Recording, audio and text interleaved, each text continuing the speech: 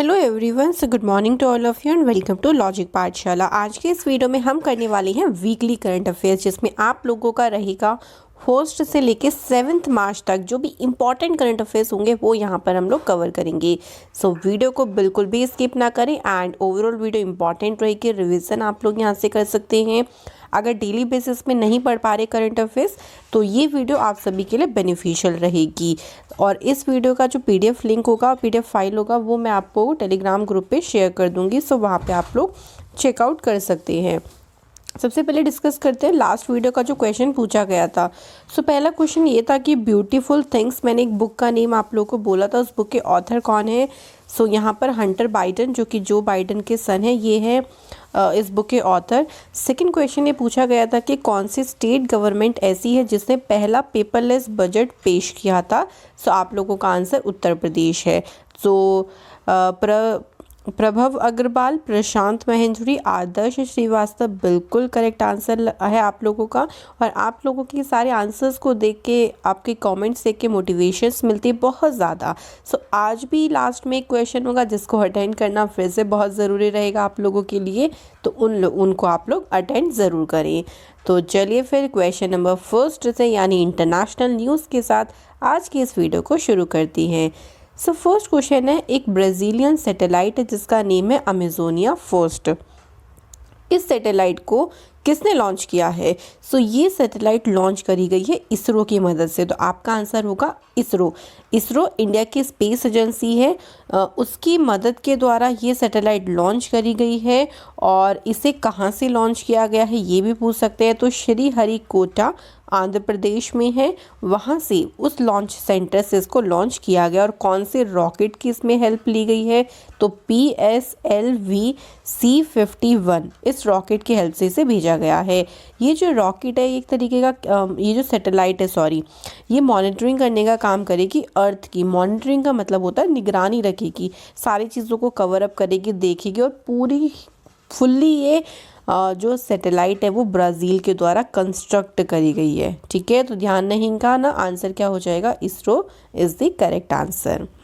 Second question है कि FATF ने ये डिसाइड किया है कि भैया हम कौन सी कंट्री को ग्रे लिस्ट में रखेंगे। सबसे पहली बात तो FATF की फुल फॉर्म आप लोगों को पता होना चाहिए। इसकी फुल फॉर्म देखो क्या है, फाइनेंशियल एक्शन टास्क फोर्स। ठीक है, आपको समझ आ गया होगा, फाइनेंशियल एक्शन टास्क फोर्स इसकी फुल फॉर्म है। और इनका मानना है कि भैया पाकिस्तान को अभी हम ग्रे लिस्ट में ही रखेंगे। क्यों रखेंगे, क्यों ऐसा इनका मानना है? तो ये सोचते हैं, इनका बिलीव है कि अभी भी पाकिस्तान जो है वो ऐसे टेररिस्ट ऑर्गेनाइजेशन को फंडिंग करता है जो काफ़ी ज़्यादा हार्मफुल है। सो इसकी वजह से इन्होंने पाकिस्तान को ग्रे लिस्ट में रखने का फैसला किया है। देखो, ग्रे लिस्ट में रखने से होता क्या है, मान लीजिए अगर कोई कंट्री ग्रे लिस्ट में इन्होंने रखी तो उन कंट्री को यहाँ पर फंडिंग मिलने में या फिर बहुत सारी ऐसी एक्टिविटीज़ है दूसरी कंट्री से जो हेल्प मिलती है फाइनेंशियली, उसमें प्रॉब्लम्स आती हैं। और पाकिस्तान को 2012 में सबसे पहले इस लिस्ट में रखा गया था और अब तक पाकिस्तान इस लिस्ट में ही ऐड है। लेकिन अगर पाकिस्तान अपनी ये एक्टिविटीज़ को नहीं रोकेगा तो इसके बाद इस पाकिस्तान को ब्लैक लिस्ट में भी डाला जा सकता है। और ब्लैक लिस्ट में फुल्ली उन कंट्रीज़ को रखा जाता है तो पूरी तरीके से क्या करती हैं, टेररिस्ट ऑर्गेनाइजेशन को फंडिंग करती हैं, मनी लॉन्ड्रिंग करती हैं, और इसमें किसी भी तरह की उनको फाइनेंशियली सपोर्ट नहीं मिलता। तो ये कोशिश होनी चाहिए कि भाई कोई कंट्री इस लिस्ट में ना आए। बट अगर पाकिस्तान ने अभी भी ऐसा ही चीज़ नहीं रोकी तो ये दिन दूर नहीं कि पाकिस्तान ब्लैक लिस्ट में भी आ सकता है। ठीक है, ध्यान रखेंगे, आंसर है ऑप्शन आपका पाकिस्तान। अगला है, कौन सी कंट्री में पहला केस ऐसा सामने आया है?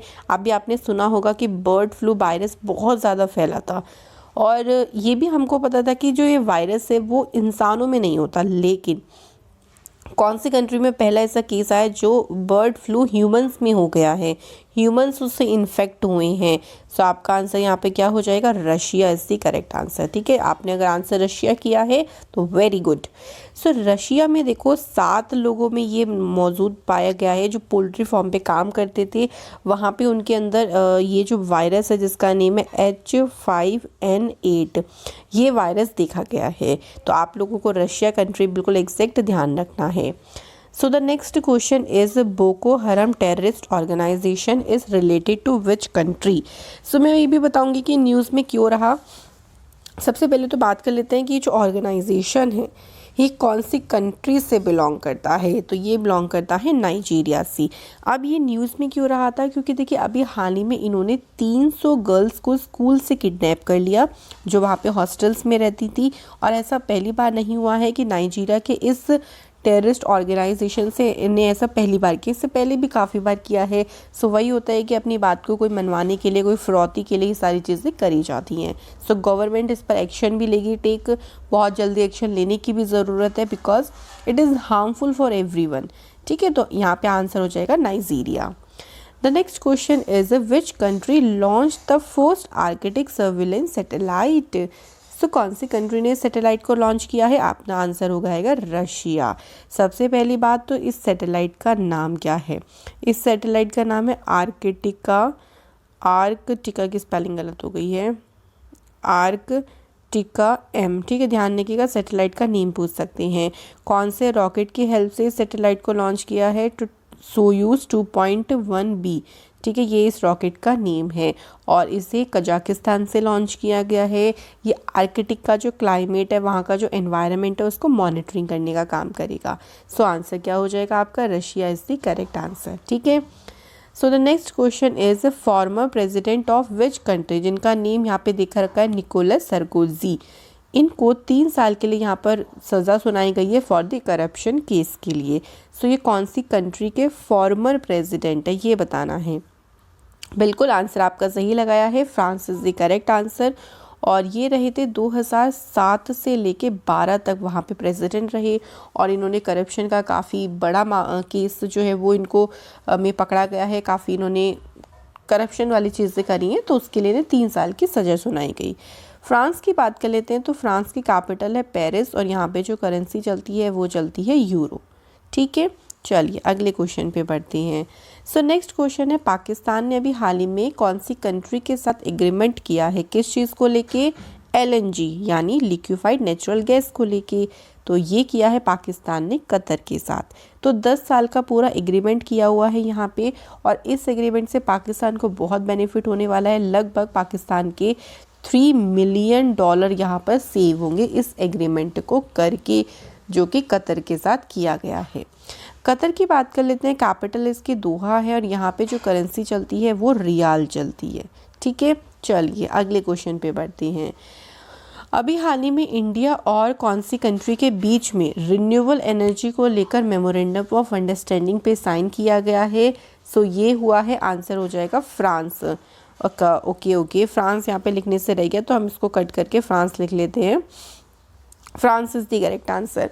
तो देखो क्या होगा, रिन्यूएबल एनर्जी। देखो रिन्यूएबल एनर्जी क्या होती है, जिसको आप लोग ग्रीन एनर्जी भी बोल सकते हैं, पोल्यूशन फ्री एनर्जी भी होती है, जैसे आपकी सोलर एनर्जी है, विंड एनर्जी हो गई, इन सभी को रिन्यूएबल एनर्जी बोला जाता है। और इसी के लिए ही यहाँ पर फ्रांस के साथ एग्रीमेंट किया है, बिकॉज इन फ्यूचर अगर देखा जाए तो इंडिया में एनर्जी डिमांड बहुत ज़्यादा बढ़ जाएगी। आपको मैंने बताया भी था, IEA इस यानी इंटरनेशनल एनर्जी एजेंसी की एक रिपोर्ट भी आई थी कि अगले 2 दशक में इंडिया की 25% एनर्जी डिमांड इंक्रीज़ होगी। तो भाई इंडिया को ये चीज़ और भी ज़्यादा इंक्रीज़ करने की ज़रूरत है और उसी के लिए ही फ्रांस के साथ ये मेमोरेंडम साइन किया है। ठीक है, ध्यान रखिएगा। अगला क्वेश्चन है, which European country will hold a referendum to decide on a proposal for burqa ban. So हाल ही में कौन सी कंट्री ने देखो बुर्के पर प्रतिबंध के लिए एक प्रस्ताव रखा है और इसी प्रस्ताव के लिए जनमत संग्रह किया जाएगा, लोगों से वोट किया जाएगा। सो ये हाल ही में हुआ है स्विट्ज़रलैंड में। ठीक है, तो वहाँ पे क्या होगा, देखो 7 मार्च से मतलब इसका फैसला देखो अब आने ही वाला है, आ जाएगा, तो आपको ये सारी न्यूज़ भी मैं बता दूंगी। और वहाँ पर ये उनको ये बोला गया है कि आप लोग इस पे फैसला लीजिए कि आप क्या चाहती हैं, ये बैन होना चाहिए या नहीं बैन होना चाहिए। तो जनता से ही उनकी यहाँ पर राय ली जा रही है। सो आंसर यहाँ पे ध्यान रखना, स्विट्ज़रलैंड। नेक्स्ट है, हाल ही में यूनाइटेड अरब एमिरेट्स ने अपना पहला एम्बेसडर कौन सी कंट्री में अपॉइंट किया? पहली बार अपॉइंट किया है यूएई ने, और वो भी इज़राइल में। क्योंकि आपने सुना था कि अभी यूएई और इज़राइल के बीच में समझौता हो चुका है, डील हो चुका है। सो फाइनली यूएई ने अपना पहला एम्बेसडर यहाँ पर अपॉइंट किया है। अब एम्बेसडर अपॉइंट किया है तो उनका नेम भी आप लोगों के लिए इम्पॉर्टेंट होगा। बिल्कुल, इनका नेम है मोहम्मद महमूद अल खज़ा। ठीक है, इनका नेम ध्यान रखिएगा, नेम से भी क्वेश्चन बन सकता है। ओके, और कंट्री का नेम तो आपको ध्यान रखना ही है। अगला क्वेश्चन है, भारत ने कौन सी कंट्री को यहाँ पर ब्रह्मोस मिसाइल और इसके साथ साथ अदर जो डिफेंस इक्विपमेंट होते हैं उसकी सप्लाई के लिए एक एग्रीमेंट साइन किया है? सो भारत ये चीज़ें किस कंट्री को देगा? आंसर हो जाएगा फिलीपींस। तो ब्रह्मोस मिसाइल भेजी जाएंगी और भी अदर जो डिफेंस इक्विपमेंट है वो भेजे जाएंगे। अगर हम ब्रह्मोस मिसाइल की बात कर लेते हैं तो ये एक तरीके की कैसी मिसाइल है? ये एक तरीके की क्रूज़ मिसाइल है और शॉर्ट रेंज सुपरसोनिक मिसाइल है। इसको सबमरीन से, वाटर शिप से, एयरक्राफ्ट, लैंड कहीं से भी फायर किया जा सकता है। और इसकी कैपेसिटी की बात करें तो 290 किलोमीटर तक ईजिली अपने टारगेट को हिट कर सकती है। तो फिलीपींस ध्यान रखिएगा। अगला क्वेश्चन है, the first batch of red rice यानी लाल चावल की जो पहली खेप है वो असम से कौन सी कंट्री को गई है? यानी हमने यहाँ से एक्सपोर्ट किया है उसको, कौन सी कंट्री में किया है? यूएसए में किया है। ठीक है, मेन ऑब्जेक्टिव यही है कि जो चावल है उसके एक्सपोर्ट को बढ़ावा देना और जो फार्मर्स हैं उनके किसानों की आय को इंक्रीज़ करना। ठीक है, अब अगर हम यहाँ पे बात कर लेते हैं रेड राइस की, ठीक है, तो ये इनमें काफ़ी भरपूर मात्रा में आयरन होता है और ये मेनली बेसिकली ब्रह्मपुत्र वैली वाला जो रीजन है ना असम में, वहाँ पे प्रोड्यूस किया जाता है। इसमें केमिकल फर्टिलाइज़र का यूज़ नहीं किया जाता, तो पूरी तरीके से ऑर्गेनिक होता है, तो काफ़ी ज़्यादा आपके लिए न्यूट्रिशियस होता है। ठीक है, राइस की ही बात कर लेते हैं तो ध्यान रखिएगा भारत के द्वारा 70% जो राइस है वो प्रोड्यूस किया जाता है पूरे वर्ल्ड में अगर हम बात करें। और राइस जो है वो एक तरीके की कैसी क्रॉप है? खरीफ की फसल है और इसके लिए एल्यूवल सॉइल को हिंदी में बोला जाता है जलोढ़ मृदा, इसकी आवश्यकता होती है। इसकी जलोढ़ मृदा में इसको उगाया जाता है। ठीक है, अगला क्वेश्चन है, अट्टुकल पोंगल फेस्टिवल का नेम है जो कि वुमेंस का फेस्टिवल होता है और ये फेस्टिवल सेलिब्रेट होता कहाँ पे है? केरला में। बिल्कुल, पोंगल से कंफ्यूज मत होना, पोंगल तमिलनाडु में सेलिब्रेट होता है, बट ये है अट्टुकल पोंगल। स्पेशली वुमेंस को ही अलाउ होता है यहाँ पर मंदिर में प्रवेश करना, उनके द्वारा ही पूजा करी जाती है। सो केरला यहाँ पे हमारा सही आंसर हो जाएगा। अगला क्वेश्चन हमारे पास देखिए क्या है, which state government has approved the bill to reserve 75% private jobs for local people in the state?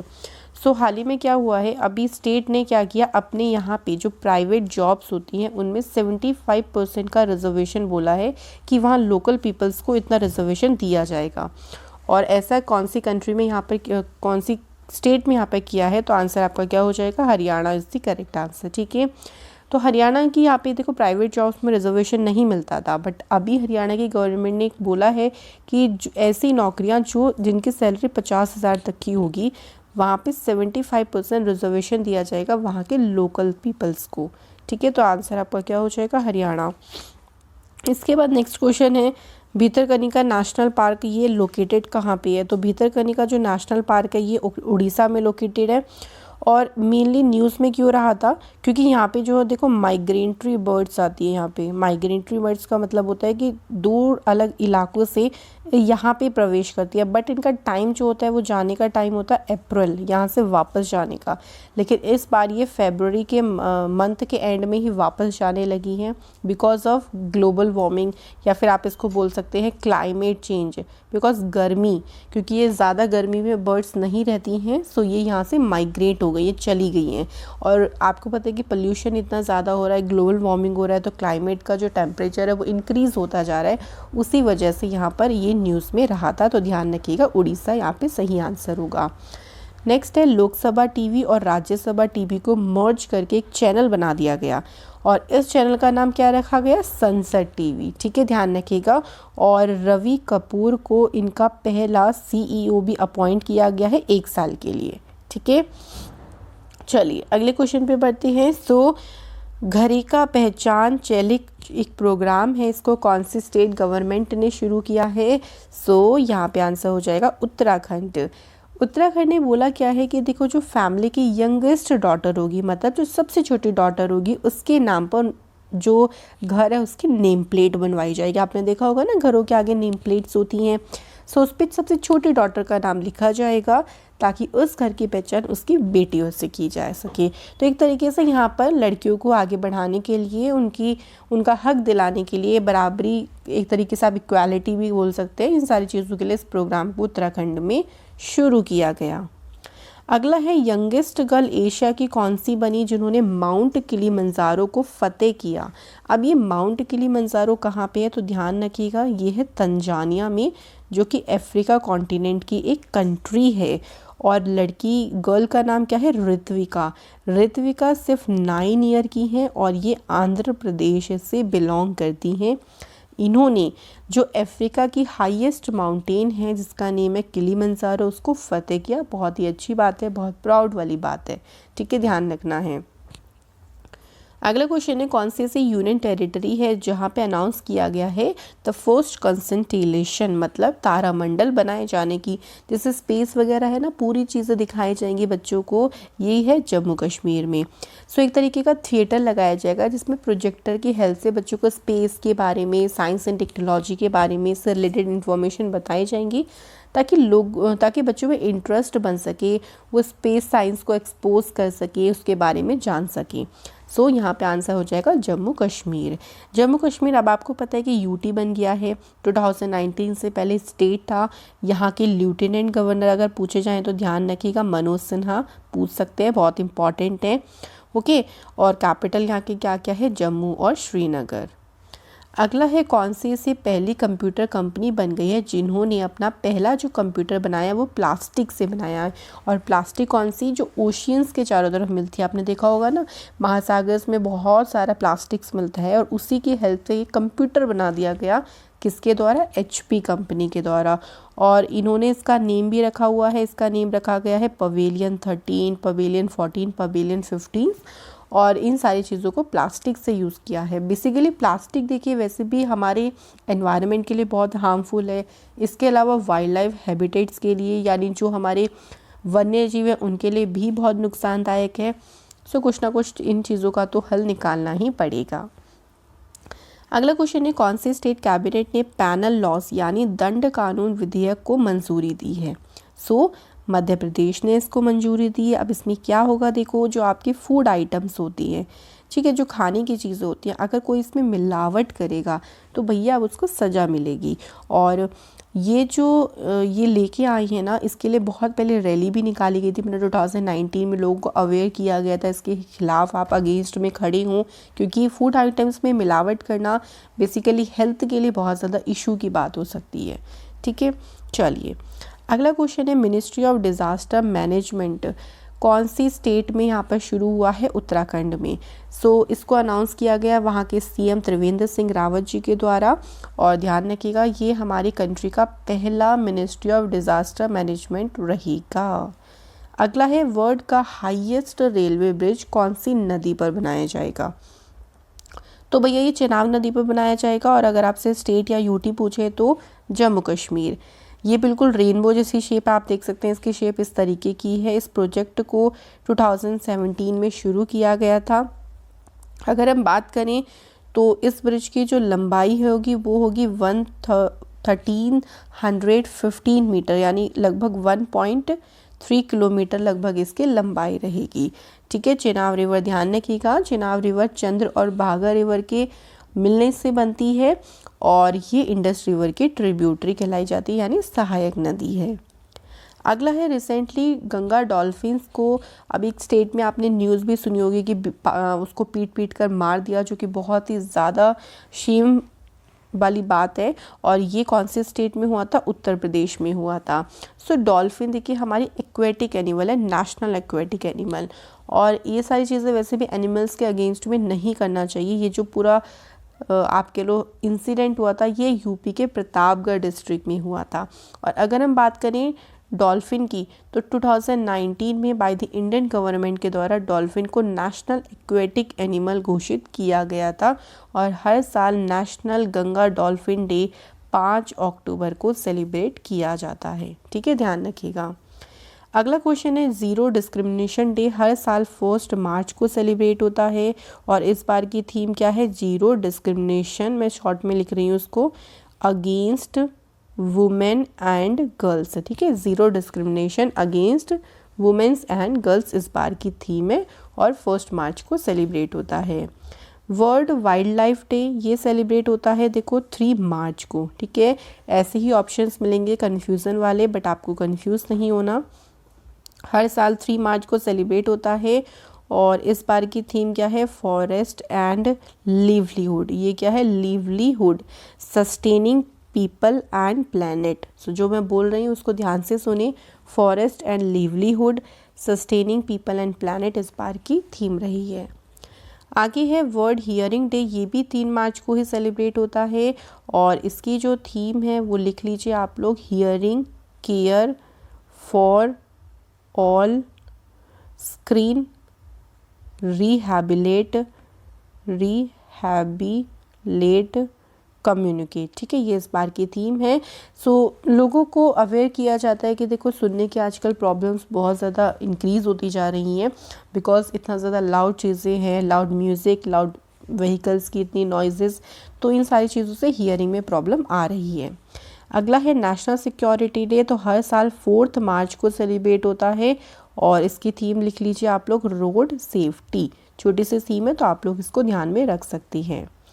Next question है, बुक का नेम है इंडिया अ स्कैमस्टर बॉन्ड एवरी मिनट और इस बुक की ऑथर कौन है? स्निग्धा पूनम इस बुक की ऑथर हैं। नेक्स्ट है advantage India the story of Indian tennis, इस बुक की ऑथर है अनिंदित्य दत्ता। देखो अभी हाल ही में जो 2021 में जो बुक्स आई है ना, मैं उन पे आपको एक वीडियो प्रोवाइड करूँगी जल्द ही, जिसमें हम लोग ट्रिक से उनको याद करने की कोशिश करेंगे क्योंकि बुक्स एंड ऑथर से एक क्वेश्चन ज़रूर बनता है आपके एग्ज़ाम में। नेक्स्ट है यूक्रेन में अभी रेसलिंग टूर्नामेंट हुआ था जिसमें वुमेन कैटेगरी में कौन जीती हैं? विनेश फोगाट जीती हैं और विनेश फोगाट ने हराया है बेलारूस की रेसलर को जो कि वर्ल्ड चैंपियन भी रह चुकी हैं और उनको हरा के गोल्ड मेडल जीता है इंडिया के लिए। सो भाई आज की वीडियो के सारे क्वेश्चंस यहाँ पे फिनिश होते हैं। Now the time is homework question. Homework question में पहला क्वेश्चन है वर्ल्ड एनजीओ डे कब सेलिब्रेट होता है और सेकंड क्वेश्चन है कि कौन सी यूनियन टेरिटरी ने टॉप किया है किसमें? खेलो इंडिया विंटर नेशनल गेम्स में। इस बार इसका 2nd एडिशन हुआ था, ध्यान रखिएगा। सो ओवरऑल यहाँ पर इम्पॉर्टेंट क्वेश्चंस थे, तो आप लोगों को सारे क्वेश्चन अच्छे से पढ़नी है, रिवीजन करना है। करंट अफेयर्स ऐसे ही याद रह सकते हैं रिवीजन से। ठीक है, तो चलिए इस वीडियो को यहाँ पे स्टॉप करते हैं। हर वीक संडे में आपको 10 AM पे वीकली करंट अफेयर्स प्रोवाइड होता है। ऑल्सो फरवरी मंथ का मैंने मंथली भी अपलोड कर दिया। सो रेगुलर रहें, हर चीज़ को देखते रहें और बेनिफिट लें। तो चलिए मिलेंगे नेक्स्ट वीडियो में। Thank you for watching this video.